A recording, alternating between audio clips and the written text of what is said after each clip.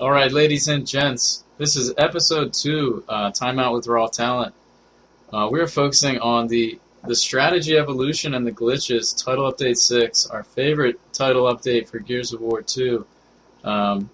This update really hasn't seen competitive play, but as desperate as we are to play Gears of War, we've struggled through this update the last few months. The Gears 3 beta was sure a tease, and yeah, we've been practicing on Title Update 6, and let me tell you, it's been frustrating to say the least. A lot of things have changed since we last saw Gears of War on the competitive scene. So we'll probably just run through the maps, Dan.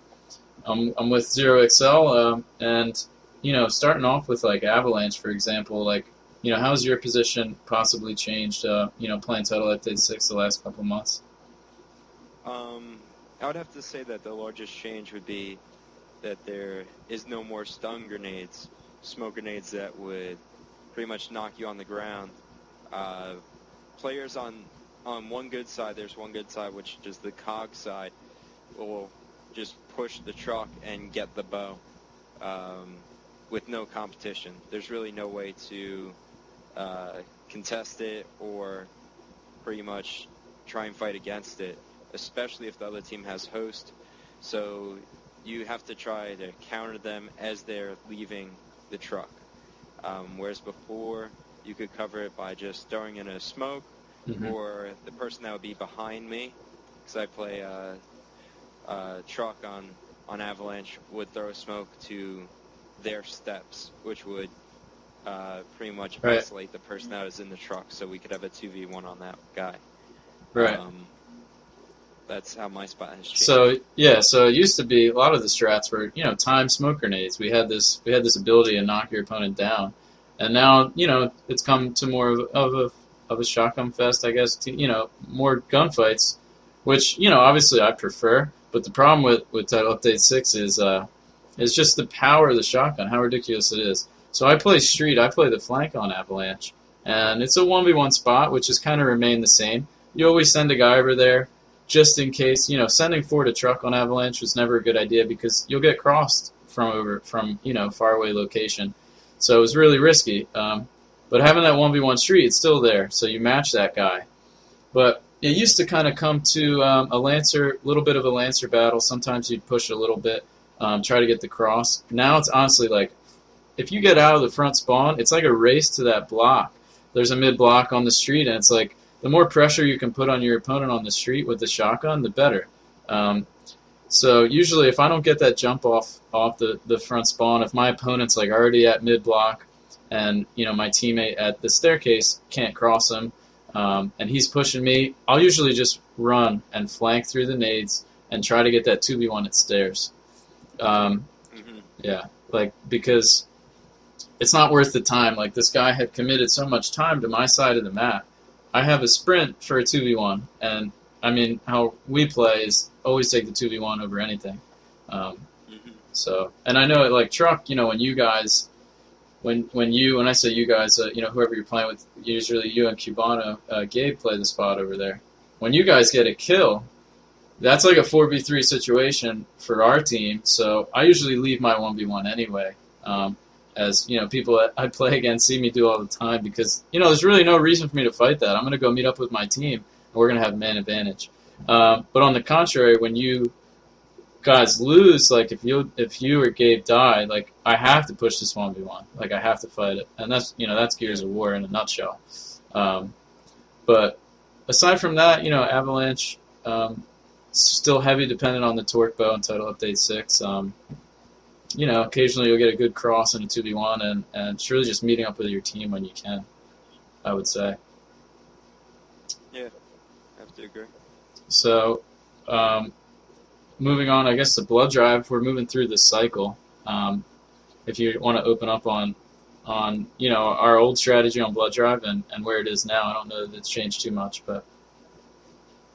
Our old strategy on Blood Drive, we did have a couple of variations with the fourth player either sitting on host spot, Lansing, who would usually be our host, which is Gabe, NJ Cubano, or we'd have him at P2 or P1 trying to get across on the players going out wide.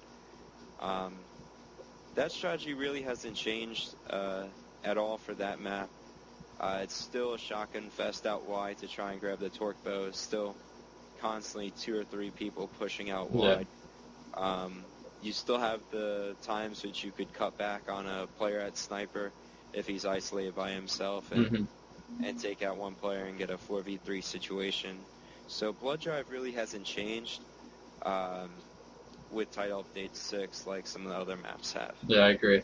Like Blood Drive has always kind of come down to like which team is on fire at that time in the game, because it's really just raw shotgunning, out towards torque bow. I mean, whoever gets a good spawn can get out to the P5, pillar 5 near the bow, and get right hand advantage on the other team or something. But honestly, it's like whatever team shots are connecting. There's really not a lot of time to team fire. Like you'll call out a character's name that you're shooting. Baird. Focus Baird if you can, but. It's really just who's hot. You can pull some crazy clutches on Blood Drive.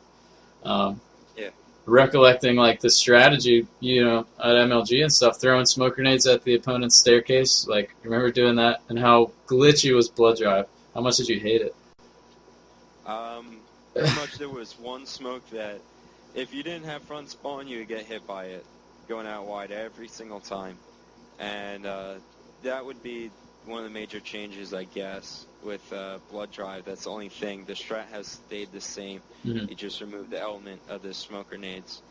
That was so annoying. Yeah. Sometimes you'd get thrown all the way back to sniper rifle when you're trying to run out wide because the smoke would toss you in a completely different direction. It was frustrating. It was so unpredictable, and it's such a bad thing to have on a competitive playing field because it's just so randomized. It's like, sometimes the smoke will throw you back up the stairs. Sometimes it'll throw you across the map.